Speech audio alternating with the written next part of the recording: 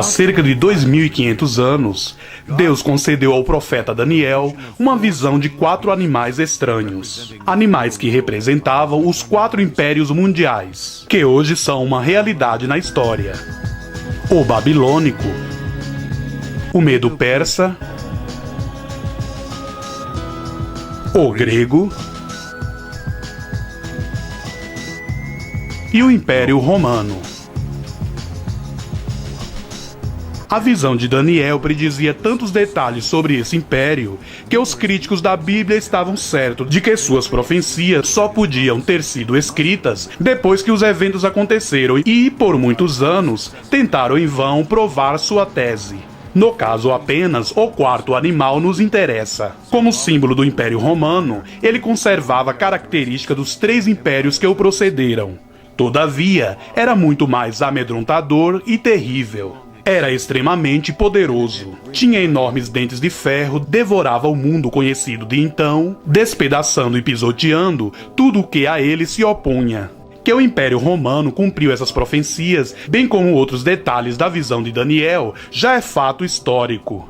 Aproximadamente 700 anos depois de Daniel, em cerca de 95 DC, o apóstolo João recebeu outras 3 visões proféticas acerca desta 4ª besta terrível, conforme está registrado em Apocalipse capítulo 12, 13 e 17. Àquela altura, os impérios mundiais, representados pelas 3 primeiras bestas, já tinham experimentado sua ascensão e queda, exatamente como Daniel profetizara. O 4º animal, o Império Romano, vivia naquele tempo o apogeu do seu poder. Ele também sofreria sua queda, esta diferente da queda dos 3 antecessores. Precisamente como a Bíblia predissera. Ele não seria conquistado por outro império mundial que o sucederia. Não haveria um 5º império mundial que o viria tomar o seu lugar. Ao contrário, as escrituras profetizaram que o próprio Império Romano ressurgiria em uma forma ainda mais poderosa para dominar toda a terra imediatamente antes da segunda vinda de Cristo. Vários textos das escrituras fazem referência a isso. Daniel 7:24 diz: os 10 chifres do 4º animal representarão os 10 reis que se levantarão, em virtude do fato de que, no passado, o Império Romano nunca foi constituído por 10 reis. Conclui-se que esse 4º império ainda deva ser reavivado, constituindo-se de 10 regiões, sob a liderança de subgovernantes subordinados ao anticristo. Somente então acontecerá a segunda vinda, quando Cristo voltará para destruir o anticristo e seu reino, a fim de estabelecer seu reinado milenar sobre a terra a partir de sua sede em Jerusalém. Segundo Tessalonicenses 2, 8 e 9. Então será de fato revelado o iníquo, a quem o Senhor Jesus matará com o sopro de sua boca, e o destruirá pela manifestação de sua vinda. Ora, o aparecimento do iníquo é segundo a eficácia de Satanás, com todo o poder e sinais e prodígios da mentira. Os capítulos 12, 13 e 14 de Zacarias profetizam esses eventos com muita clareza. De igual modo, profetizou Daniel. Uma pedra que é Cristo foi cortada sem o auxílio de mãos. Feriu a estátua nos pés de ferro e de barro, os quais se feriram como a palha das eiras no estio, e o vento os levou. Mas a pedra que feriu a estátua se tornou em uma grande montanha, o reino de Cristo, que encheu toda a terra. Daniel capítulo 2, versículo 34 e 35. Quando isso vai acontecer? O versículo 44 esclarece: mas nos dias destes reis, o Deus do céu suscitará um reino que não será jamais destruído. Daniel capítulo 2, versículo 44. Primeiro, o reino mundial do anticristo, ou seja, o Império Romano reavivado sob a liderança de 10 líderes cabeças deve ser estabelecido. Em seguida, o Messias o destrói e estabelece o seu próprio reino. É interessante que o mundo atual já está dividido em 10 regiões pelo Clube de Roma, uma divisão que já se aplica por acordos mútuos nos âmbitos da informática e do sistema financeiro. O apóstolo João teve a visão desse quarto animal por 3 vezes. A primeira como um dragão vermelho que procurava destruir a Israel. E eis um dragão, grande, vermelho, com 7 cabeças, 10 chifres, e na cabeça 7 diademas. E foi expulso do céu o grande dragão, a antiga serpente, que se chama Diabo e Satanás, o sedutor de todo o mundo. Apocalipse capítulo 12, versículo 3 e 9. No capítulo 13, esta besta terrível aparece de novo, representando o Império Romano reavivado, cuja ferida mortal foi curada, bem como seu governante, o Anticristo, a quem todos os habitantes da terra adorarão. Observe, a besta que vi e deu-lhe o dragão o seu poder, o seu trono e grande autoridade. Uma de suas cabeças como golpeada de morte, mas essa ferida mortal foi curada. E toda a terra se maravilhou seguindo a besta, e adorá-lo-ão todos os que habitam sobre a terra. Assim o dragão vermelho, que é Satanás, verdadeiramente edifica seu reino e usa o anticristo para seus próprios fins. Profecia: predizer o futuro.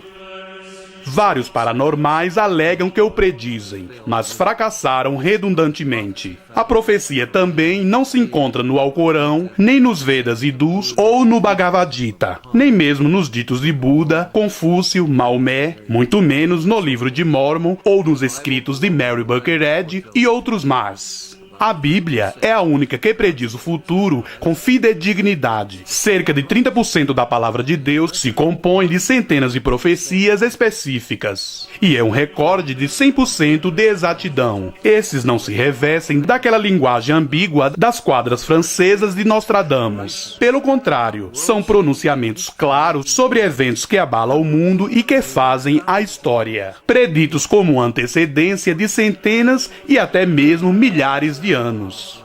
Por exemplo, que os judeus seriam expulsos da terra prometida e dispersos por todos os cantos da terra. Hoje em dia, os judeus nômades, tal como são chamados, encontram-se por toda parte, que eles seriam odiados, perseguidos e massacrados como nenhum outro povo.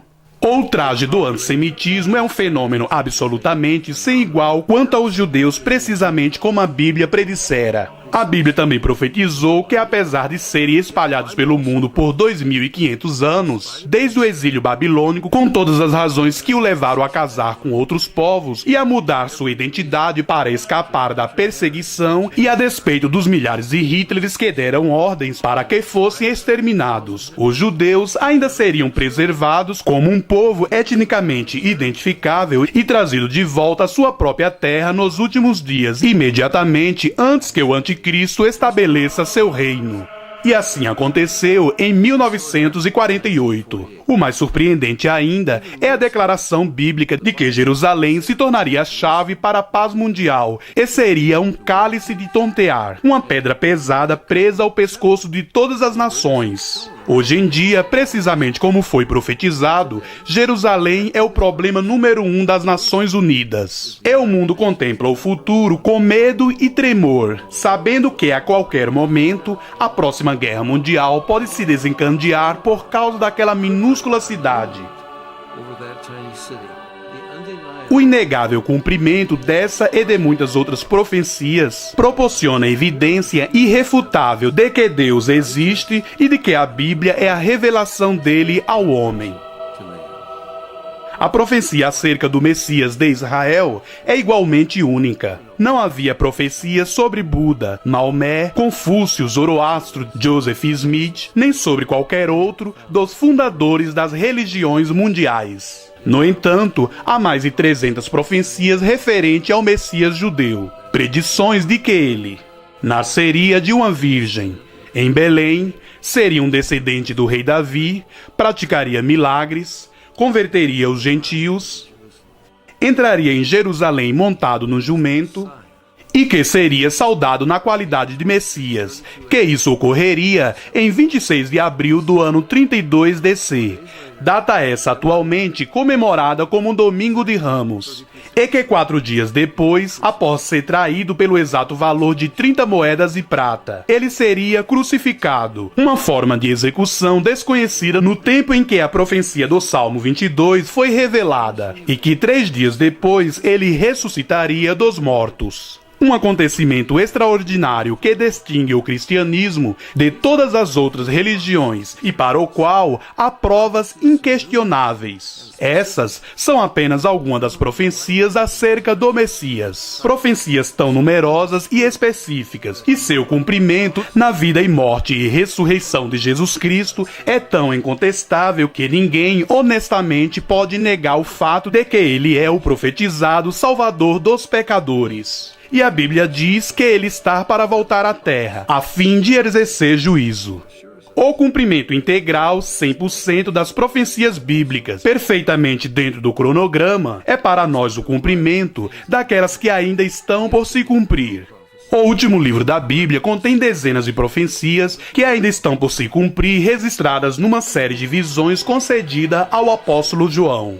Há 3 visões da quarta besta, as quais representam Satanás, o Anticristo e o Império Romano restaurado sobre o qual o Anticristo governará. Entretanto, há outra figura intrigante que chega a ganhar mais espaço e notoriedade do que a besta, uma mulher misteriosa. Na terceira visão que João tem dessa besta escarlate, com 7 cabeças e 10 chifres, uma mulher está montada na besta. O detalhe é que não se trata de um rodeio em que o animal tenta derrubá-la. Pelo contrário, ela se assenta descontraída e à vontade. Por certo, uma personagem fundamental no desenrolar da cena dramática do governo do Anticristo sobre o Império Romano reavivado.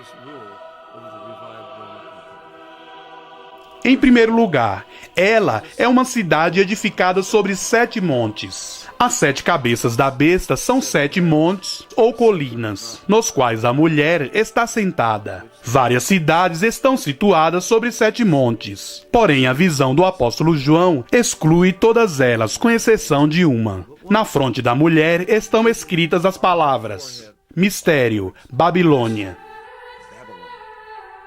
Saddam Hussein começou a reconstrução da antiga cidade de Babilônia no Iraque, a cidade sede do primeiro Império Mundial. Hoje em dia, apesar de Saddam Hussein não estar mais no governo do Iraque e de ter sido interrompida a construção, muitos líderes cristãos ensinam que a mulher é essa cidade, reconstruída como a sede mundial do Anticristo. Todavia, a Bíblia diz que o Quarto Império, sediado em Roma, é que será restaurado, não o Império Babilônico. E a cidade de Babilônia não foi edificada sobre 7 montes, mas Roma o foi, além do que ter sido conhecida universalmente como a cidade das 7 colinas. A Enciclopédia Católica declara: é dentro da cidade de Roma, denominada de Cidade dos 7 Montes, que a área total do Estado do Vaticano, propriamente dito, está atualmente restrita. É interessante que Roma também era conhecido como Babilônia. O apologista católico Karl Keating escreve: Babilônia é uma palavra código para Roma. O termo é usado nesse sentido por 6 vezes no último livro da Bíblia e na literatura extrabíblica, tais como os oráculos sibilinos, o Apocalipse de Baruque e 4 Esdras. Eusébio Panfilho, ao escrever por volta do ano 303 d.C., observou que Pedro referiu-se figuradamente a Roma como Babilônia. Será que Roma poderia ser a mulher montada na besta? Isso faria sentido, já que a besta no qual ela monta é o Império Romano reavivado. Essa mulher também é chamada de a Grande Meretriz, com quem os reis da terra se prostituíram. É óbvio que uma prostituição literal seria impossível para uma cidade. Contudo, uma prostituição espiritual seria possível, desde que a cidade seja uma entidade espiritual. Jerusalém é uma cidade com tal característica. Recebe os designativos de Cidade Santa e Cidade de Deus. Tem sido escolhida por Deus para representá-lo perante as nações. Lamentavelmente, Jerusalém violou esse relacionamento e foi, por repetidas vezes, acusada de prostituição e adultério espirituais pelos profetas de Deus. O profeta Isaías disse acerca de Jerusalém: como se fez prostituta a cidade fiel. Isaías capítulo 1, versículo 21. Entretanto, Jerusalém não pode ser a mulher montada na besta, porque não foi edificada sobre 7 montes, nem se enquadra em nenhum dos outros requisitos descritos na visão de João. Só existe uma outra cidade no mundo que é uma entidade espiritual e que pode, portanto, cometer prostituição espiritual com os reis da terra. E mais, foi edificada sobre 7 montes. De novo, essa cidade é Roma, a sede do catolicismo romano, que se declara ser a sede da verdadeira igreja. O seu papa alega ser o vigário de Cristo. Além disso, a Igreja Católica Romana assevera que seus membros são os substitutos de Israel, o legítimo povo de Deus, e que Roma é, portanto, a Nova Jerusalém. A Roma Católica reivindica os mesmos títulos que Deus designou para Jerusalém, como Cidade Santa, a Cidade de Deus, a Cidade Eterna. A partir da visão do apóstolo João, já descobrimos que esses 4 requisitos, ser uma cidade, ser reconhecida como Babilônia, estar edificada sobre 7 montes, e que comete prostituição espiritual com os governantes da terra, são o critério que exclui todas as outras cidades da terra, com exceção de Roma. É claro que não estamos falando da Roma político-civil, mas da Roma religiosa, mais precisamente do Vaticano e da Igreja Católica Romana.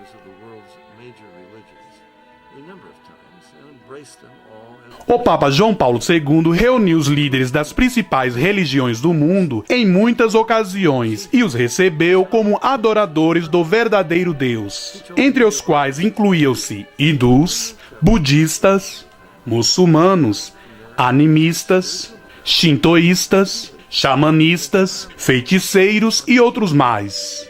Ele declarou a plateias hindus na Índia que não viera para ensinar-lhes nada, mas para aprender da rica herança espirituais dos hindus, a qual o mundo inteiro deveria prestar atenção. Todo mundo é aceito por Roma, exceto os cristãos evangélicos, a qual o Papa chama de seitas, e contra os erros dos quais ele adverte os católicos, tal como fez na cidade do México em maio de 1990, e desde então em outros lugares. Basta que alguém apenas leia os documentos ecumênicos publicados pelo Vaticano, da autoria do Papa e dos cardeais, tais como os do cardeal Kessinger, presidente do Conselho Pontifício para a Promoção da Unidade Cristã, e os do cardeal Heresy, presidente do Conselho Pontifício para o Diálogo Interreligioso, para perceber que o termo ecumenismo para Roma significa todas as religiões unidas sob a liderança do Papa. Isso fica claro no relatório geral do cardeal Heresy ao Consistério Extraordinário de Cardeais reunidos no Vaticano em abril de 1991. Como está escrito no novo livro de Heresy, Religiões para a Paz. O engodo chega a tal ponto que a Federação Luterana Mundial assinou junto com o Vaticano uma declaração no qual luteranos entravam num acordo com os católicos, renunciando à reforma protestante. Contudo, nada mudou no falso evangelho das obras e rituais do catolicismo. A religião mundial, predita nas profecias, está em processo de formação diante dos nossos olhos, e o Vaticano é a sede desse movimento. Isso não é prostituição espiritual? Será que a Roma espiritual profanou seu pretenso relacionamento com Cristo e assim tornou-se culpada de prostituição espiritual? Cristo disse que seu reino não é deste mundo e que seus ministros não fazem guerra. No entanto, os papas, entre os quais incluem alguns dos maiores comandantes militares da história, guerrearam com exércitos e frotas navais em nome de Cristo, a fim de edificar seu enorme império, um inigualável império mundial repleto de propriedades, riquezas e influência política que é extremamente deste mundo. Eles frequentemente entram em acordos com imperadores, reis e príncipes, caracterizando assim sua prostituição espiritual.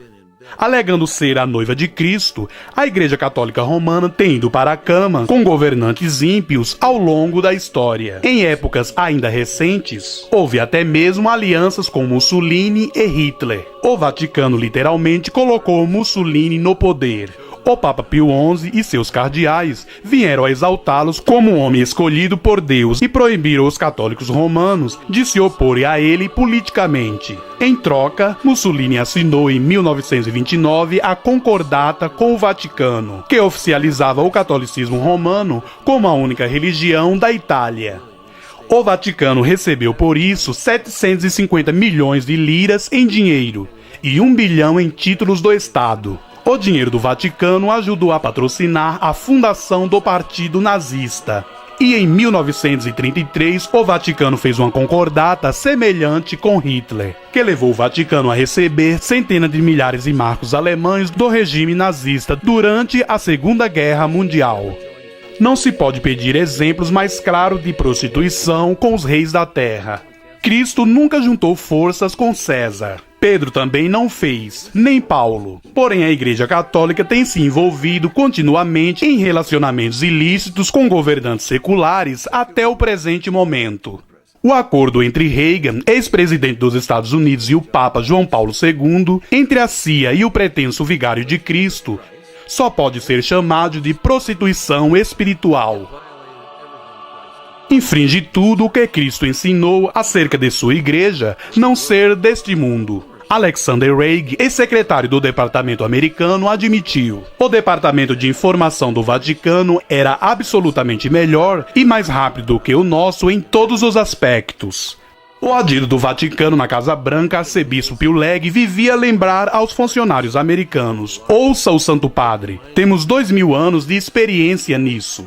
2000 anos de intrigas políticas, das quais o Vaticano é nitidamente o mestre. Isso dificilmente era o que Cristo tinha em mente. O ex-líder soviético Mikhail Gorbachev intitulou o Papa de a maior autoridade espiritual da Terra. Gorbachev sintetizou o papel terreno da Igreja Católica Romana ao declarar: o Papa João Paulo II desempenhou um importante papel político durante o colapso do comunismo no leste europeu. Os eventos ocorridos no leste europeu talvez não tivessem sido possíveis sem a presença desse Papa, sem o magnífico papel que ele soube desempenhar no cenário mundial.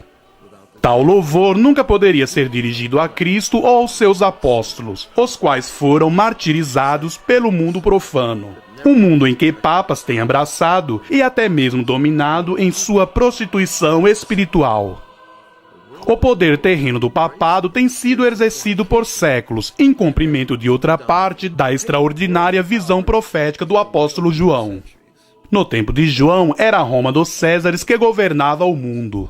Depois que os Césares perderam seu poder, os papas passaram a governar em seu lugar, até mesmo sobre territórios mais extensos e de modo mais cruel. A bula papal In Coena Domini, de Gregório XI, datada de 1372, reivindicava o domínio papal sobre todo o mundo cristão, secular e religioso, e excomungava todos os que falhassem em obedecer aos papas e em pagar-lhes os impostos. Essa bula, ratificada pelos papas que vieram a seguir, o Papa Pio V jurou que o domínio papal era para perdurar como uma lei eterna. O Papa Alexandre VI traçou uma linha de norte ao sul do mapa do mundo conhecido de então, e em nome de Cristo, que nada possuía nessa terra, exceto suas vestes. Deu a posse da África, da Índia e da Ásia a Portugal, e deu os recém-descobertos territórios das Américas do Norte e do Sul a Fernando e Isabel de Espanha, sobre a condição de que os habitantes nativos das tais terras deviam ser levados a se unir à Igreja Católica Romana e a pagar tributos aos papas. A dominação de Roma na América Latina permanece até os dias de hoje. A visão imperialista também não foi relegada ao passado. O Concílio Vaticano II, em Lumen Gentium, de 21 de novembro de 1964, declarava: a Igreja Católica se empenha incessantemente e eficazmente pelo retorno de toda a humanidade e de todas as suas posses ao controle de Cristo. querendo dizer, é claro, sobre a autoridade dos papas, os pretensos vigários de Cristo. O Papa Alexandre II determinou por decreto que Harold, o legítimo rei da Inglaterra, era um usurpador. Ele excomungou a Harold e seus partidários e concedeu o trono a William, o Duque da Normandia. Com a bênção do Papa, William, o vencedor, matou Harold em batalha e assumiu o controle da Inglaterra, e foi coroado em Londres no dia de Natal do ano de 1066. Em nome da Santa Sé de Roma, ele aceitou a oferta da coroa da Inglaterra. Centenas de outros exemplos poderiam ser mencionados. Não pode haver qualquer dúvida quanto à identidade da Roma Católica na qualidade de cidade conhecida como Babilônia, edificada sobre 7 montes, que cometeu prostituição espiritual com os reis da terra e que reina sobre os reis da terra. Nesse aspecto, nenhuma outra cidade se assemelha a ela.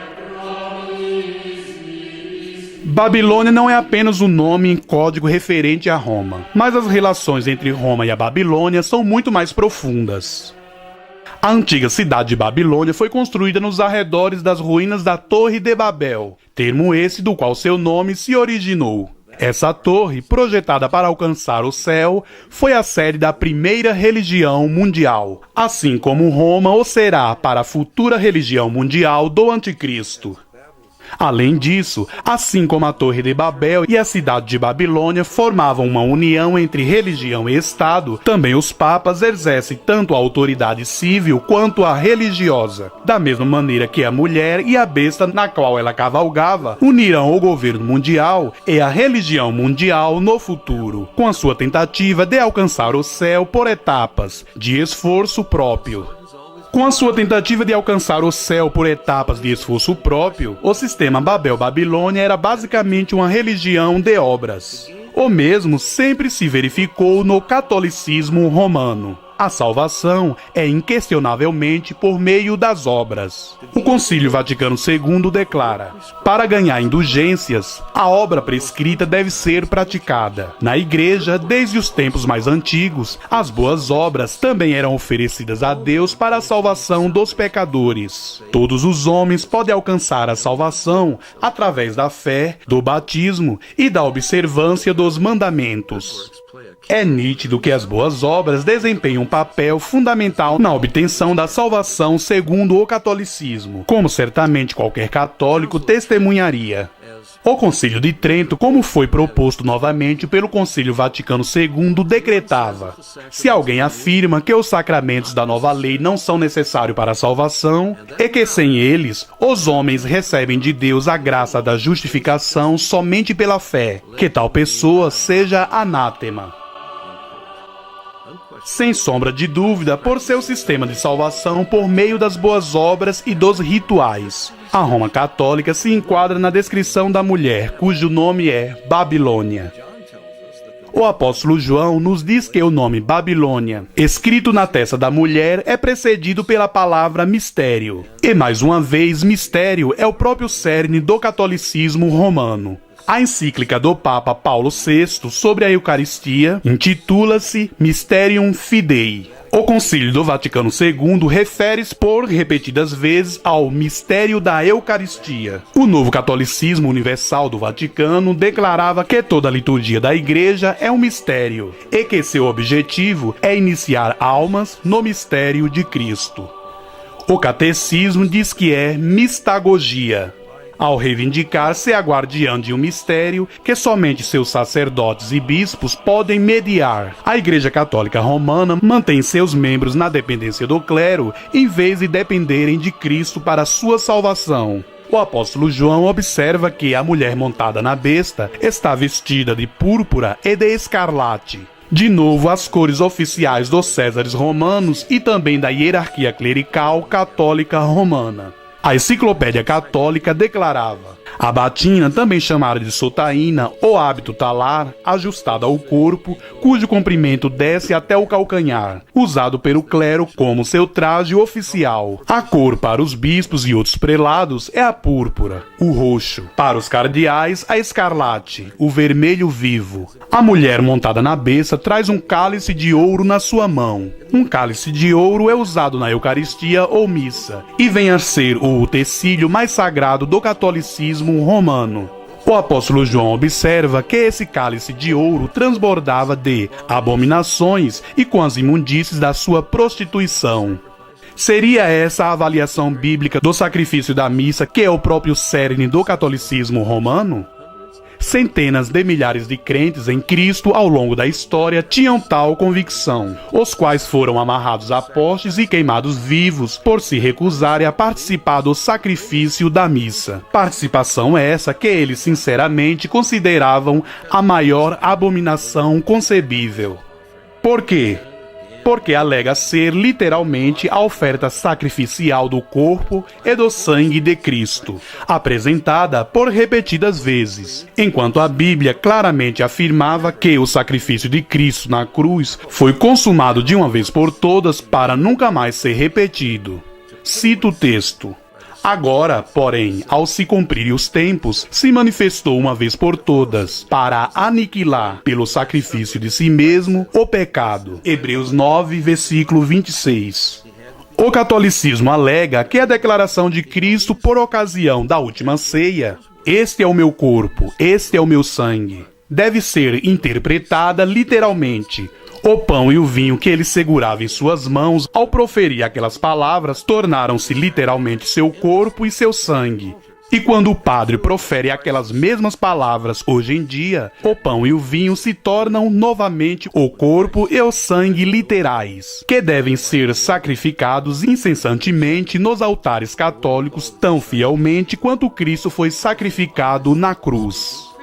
No entanto, ninguém interpreta literalmente as palavras de Cristo quando ele disse: "Eu sou a porta", João capítulo 10, versículo 9. "Eu sou a luz do mundo", João 8, 12. "Eu sou o bom pastor", João 10, 14. Nem quando chamou seus discípulos de ovelhas. É óbvio que Cristo falava figuradamente quando se referiu ao pão e ao vinho como seu corpo e seu sangue. Era impossível que o pão fosse literalmente seu corpo, pois ele, em seu corpo físico, já estava ali assentado a segurá-lo na mão. Mais impossível ainda é que cada uma das milhões de pequenas hóstias possa simultaneamente se tornar o corpo, a alma, a personalidade e a divindade literais de Cristo, como um todo perfeito, segundo afirma o catolicismo. Isso não é literalismo, mas sim misticismo, o mistério gravado na testa da mulher. Cristo disse: "Eu sou o pão da vida. Se alguém dele comer, viverá." Entretanto, ele não se referia ao pão físico, nem se referia à vida e à morte físicas. Há outro erro grave nessa questão. O Concílio Vaticano II declara: "Na última ceia, nosso Salvador instituiu o sacrifício eucarístico do seu corpo e sangue." O Concílio de Trento é da mesma opinião de que Cristo, na ocasião da última ceia, ofereceu a Deus, o Pai, seu próprio corpo e sangue, sob a forma de pão e vinho. Se for assim, conclui-se que ele foi sacrificado pelos pecados do mundo na ocasião da última ceia, antes mesmo que fosse pregado na cruz, o que é uma heresia grosseira.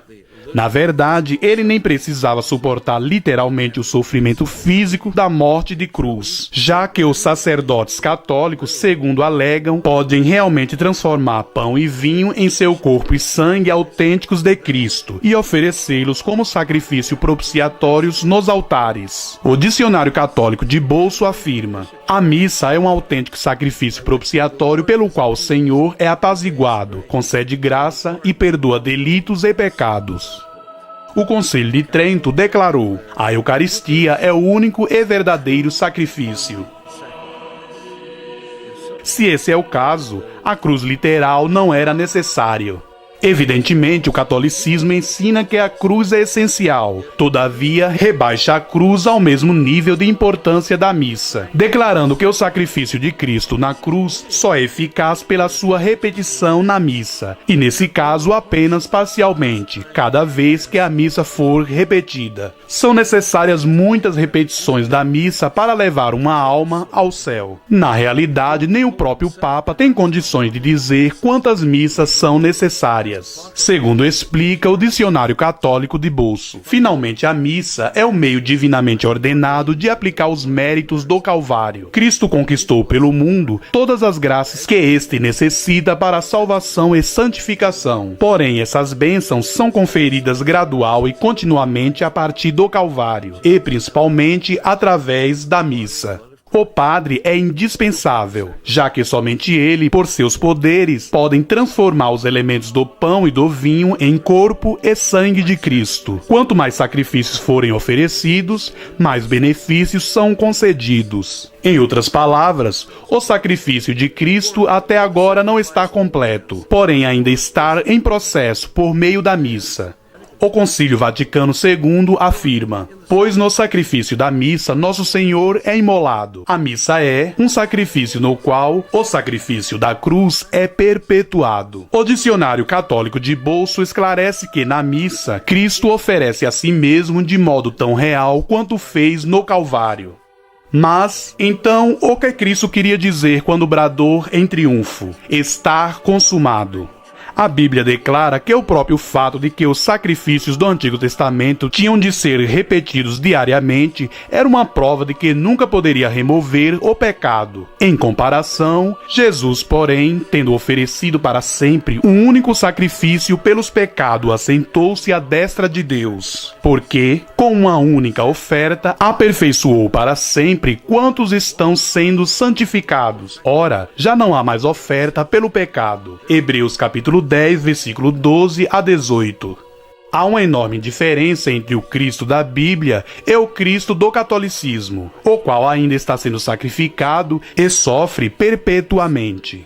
Numa tentativa de suavizar esse erro, o Concílio Vaticano II justifica que, na missa, Cristo perpetua de uma maneira não sangrenta o sacrifício oferecido na cruz. Entretanto, a Bíblia nitidamente declara: sem derramamento de sangue não há remissão de pecados. Hebreus capítulo 9, versículo 22. Por isso, o sacrifício sem sangue da missa, desprovido daquele sofrimento real por parte de Cristo, não pode remover o pecado. O catolicismo explica que Cristo não está sendo de fato sacrificado por muitas e muitas vezes, mas que seu sacrifício na cruz está sendo representado ou feito presente. Tal afirmação não faz sentido. Um acontecimento que se concretizou no passado não pode ser feito presente. Além disso, se o evento passado cumpriu seu propósito, não há razão de querer perpetuá-lo no presente, ainda que isso pudesse ser feito. Por exemplo, se um benfeitor paga ao credor a dívida de alguém, a dívida se foi para sempre. Não faria nenhum sentido falar-se em reapresentar, tornar a pôr em vigor, nem em perpetuar o pagamento no presente.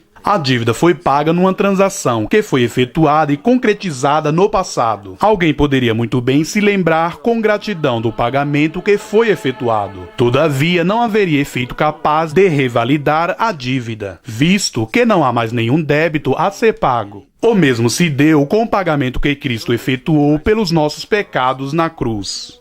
No momento em que morria, Jesus exclamou: está consumado. João capítulo 19, versículo 30. Usando o termo grego tetelestai, o qual significa que a dívida fora totalmente paga. Contudo, o novo catolicismo da Igreja Católica diz: como sacrifício, a Eucaristia é também oferecida em ressarcimento pelos pecados dos vivos e dos mortos, bem como para obter benefícios espirituais ou temporais da parte de Deus. Isso é o mesmo que tentar pagar mais prestações de uma dívida que já foi plenamente paga. Evidentemente, a missa é uma negação da suficiência do pagamento pelo pecado que Cristo efetuou na cruz. Esse é um erro gravíssimo e aqueles que confiam no sacrifício da missa não recebem nenhum benefício do legítimo sacrifício de Cristo na cruz. E mais, estão perdidos para sempre.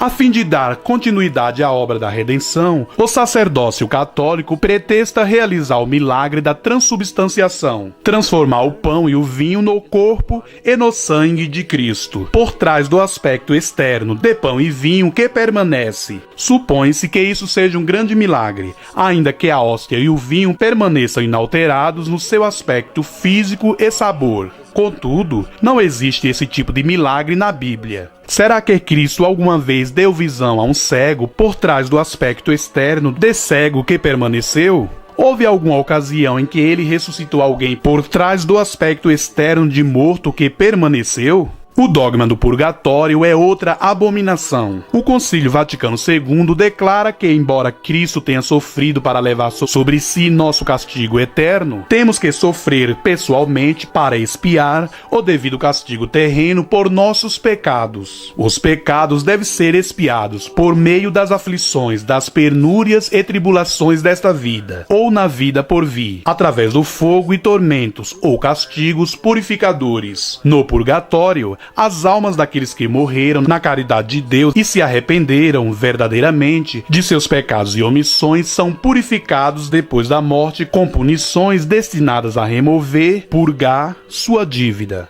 Porém, o próprio apóstolo Pedro declarou que Cristo morreu uma única vez pelos pecados, o justo pelos pecadores, para nos conduzir a Deus, não ao purgatório. Ainda há mais uma contradição. Embora o catolicismo diga que temos que sofrer pessoalmente, também declara que não precisamos. Missas e rosários podem ser rezados mesmo depois da morte de alguém, para reduzir o sofrimento dessa pessoa no purgatório. Para aqueles que morrem vestido o escapulário marrom de Nossa Senhora do Monte Carmelo e cumprem certas outras obrigações, Maria, naquela aparição, prometia entrar no purgatório no sábado seguinte à morte deles e levá-los para o céu. Portanto, eles não precisam sofrer pessoalmente, embora creiam que o sacrifício de Cristo na cruz não foi o suficiente. A suposta repetição dele na missa, se repetido por tantas vezes quantas bastem, levará finalmente alguém para o céu. Além disso, católicos fiéis podem oferecer seus próprios sofrimentos a fim de libertar almas do purgatório. O Padre Pio, falecido recentemente, canonizado por João Paulo II, manifestou o estigma, ou seja, o sangramento das mãos, pés e lateral do abdômen por 40 anos, para pagar a penalidade dos pecadores do mundo, de modo que as almas possam ser libertas do purgatório. Acerca desses supostos santos, o Concílio Vaticano II declara: eles carregaram suas cruzes para fazer expiação por seus próprios pecados e pelos pecados de outros. Estavam convencidos de que, por seu sofrimento, podiam ajudar seus irmãos a obterem de Deus a salvação.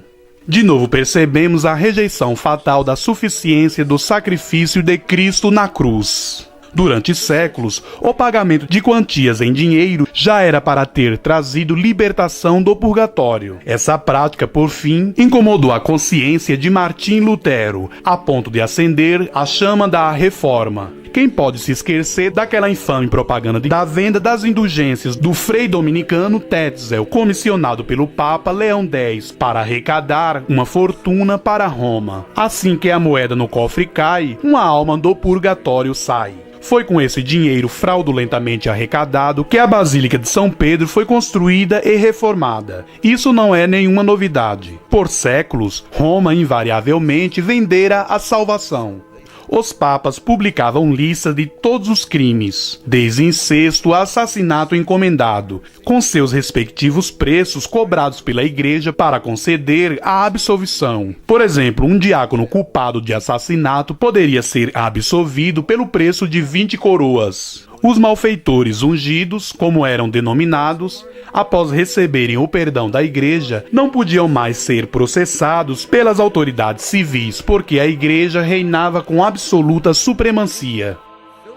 Aqui está mais uma das abominações que enche o cálice de ouro daquela mulher: vender ingressos para o céu, os quais, na realidade, enviam as pessoas para o inferno. Práticas semelhantes continuam a acontecer no catolicismo até hoje. Esse é um cartão de notificação de missa fúnebre, obtida em qualquer capela mortuária para velórios, para preencher o nome e o nome do falecido. Em troca de uma oferta, o padre colocará o cartão sobre o altar, no momento em que rezar a missa, para supostamente reduzir o tempo de sofrimento do falecido no purgatório. Por razões óbvias, a Igreja não oferece nenhuma garantia de quantidade do sofrimento que será abreviado, nem quantias de missas que ainda devam ser rezadas para que os portões do céu se abram. Consequentemente, muitas missas são pagas. Muitas missas são compradas na esperança de que no fim sejam suficientes. Um amigo me contou que no funeral do seu pai foram gastos mais de $2.000 na aquisição de cartões de missas fúnebres. O Concílio Vaticano II declara: a Igreja ensina e ordena que o uso de indulgências, uma prática muitíssimo proveitosa para os cristãos e aprovada pela autoridade dos Sagrados Concílios, deva ser mantida na Igreja, bem como condena sobre anátema que as indulgências são inúteis ou que a Igreja não tem poder para concedê-las. Alguns católicos alegam que não creem em purgatório nem em indulgências, a despeito do que a Igreja diga. Porém, se eles não temem os anátemas da sua Igreja, que os condena ao inferno, por que tais pessoas ainda confiam nas promessas da Igreja de levá-las ao céu? Existem 20 regras complexas que regem a prática das indulgências. A regra 17 explica que o uso de um crucifixo, um rosário, um escapulário ou uma medalha pode ser recompensado com uma indulgência parcial. Entretanto, se este objeto de piedade for abençoado pelo Papa ou por qualquer bispo, o fiel que dele faz uso com devoção também pode receber uma indulgência plenária nos dias de São Pedro e São Paulo. Aqui está outra abominação que enche aquele cálice de ouro. Que espécie de Deus concede favores especiais àqueles que possuem um escapulário, uma medalha abençoada por um padre ou um bispo, usado no dia de São Pedro ou São Paulo? Lembre-se que a Igreja Católica diz que tais objetos têm o poder de proporcionar aquilo que os sofrimentos de Cristo na cruz não puderam. Por falar em abominações, essa mulher é chamada de a mãe das meretrizes. Além das meretrizes espirituais, o catolicismo romano gerou prostitutas literais aos milhões. Inúmeros padres, bispos, cardeais e papas celibatários ao longo da história tiveram suas amantes. Houve papas que foram filhos de outros papas supostamente celibatários. O Papa Silvério era filho do Papa Hormidas, e João XI era filho de Sérgio III. Na lista de bastardos que governaram a Igreja encontra-se os papas Bonifácio I, Gelásio, Agápido, Teodoro, Adriano IV e outros mais. Não é de admirar que o Papa Pio II, que também foi pai de filhos ilegítimos, tenha dito que Roma era a única cidade no mundo dirigida por bastardos. Por séculos, a piada predileta era que Roma tinha mais prostituta do que qualquer outra cidade na Terra, porque contava com maior número de celibatários. A exploração sexual por parte de padres e freiras supostamente celibatários, outrora encoberta, tem sido cada vez mais publicada. Padres homossexuais estão morrendo de AIDS no mundo inteiro, com estimativa de que até 70% dos padres em alguns seminários são homossexuais praticantes. A Igreja Católica Romana nos Estados Unidos pagou nestes últimos anos o valor estimado de $1 bilhão nos acordos extrajudiciais para ocultar abusos sexuais entre o clero. Possui um arquivo com mais de 6 centímetros de grossura, cheio de novos artigos de que denunciam a imoralidade sexual do clero católico romano só dos últimos 5 anos. Não é que os padres e freiras católicos sejam mais lascivos do que a média das pessoas. Talvez tenham ingressado no clero com ideias elevadas. Porém, sobre eles foi imposta a regra antibíblica do celibato obrigatório, que se tornou um fardo muito pesado de carregar. A mulher descrita em Apocalipse também está embriagada com o sangue dos santos e das testemunhas de Jesus. Por séculos, a desobediência aos papas era uma heresia punida com a morte. Von Dollinger, um proeminente professor de história da Igreja, confessou: desde 1183, o parecer da Igreja fora de que todo o afastamento do ensino da Igreja deva ser punido com a morte, e a morte mais cruel, pelo fogo. Durante 1000 anos antes da Reforma, houve cristãos que se recusaram a prestar submissão a Roma, os quais foram massacrados aos milhões. Todo mundo já ouviu falar das cruzadas para conquistar. O que poucos sabem, porém, é que cruzadas ainda maiores e mais numerosas foram empreendidas numa luta para exterminar crentes em Cristo em toda a Europa, os quais, por motivo de consciência para com Deus e de sua obediência à Bíblia, não se submeteriam à autoridade dos papas nem adotaria as heresias de Roma. Sobre esses mártires, o historiador Will Durant escreveu: eles estavam certos de que a Igreja Romana era prostituta de Babilônia. Este era o ponto de vista dos reformadores, registrado nas declarações de fé da Reforma. Dificilmente alguém poderia chegar a outra conclusão a partir da visão do apóstolo João. Contudo, tal ponto de vista vem sendo abandonado e até mesmo ridicularizado por evangélicos em favor do ecumenismo.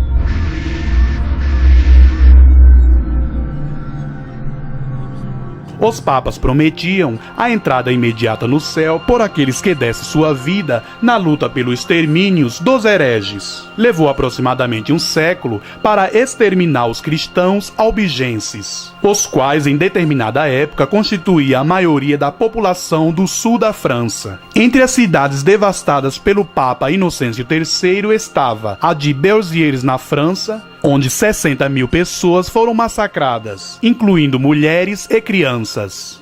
No escandaloso massacre ou Noite de São Bartolomeu, em agosto de 1572, 70.000 huguenotes foram mortos. Mais de 200.000 pessoas foram assassinadas no período de alguns meses, o que levou outros 500.000 a fugirem para países protestantes na busca de refúgio. Os valdenses quase foram completamente exterminados, como aconteceu no caso dos hussitas, os adeptos de João Rous. Aqui está um trecho extraído da carta do Papa Martinho V, endereçada ao rei da Polônia em 1429, cerca de 100 anos antes da Reforma. Sabei que os interesses da Santa Sé e os de vossa coroa tornam um dever o extermínio dos hussitas. Lembrai-vos de que essas pessoas ímpias atrevem-se a proclamar princípios de igualdade, que todos os cristãos são irmãos, que Cristo veio à terra a fim de abolir a escravidão. Conclama o povo a liberdade. Portanto, enquanto ainda há tempo, dirigi vossas forças contra a Boêmia. Queimai-a, massacrai, fazei desolação por toda parte, pois nada poderia ser mais agradável a Deus ou mais útil à causa dos reis do que o extermínio dos hussitas.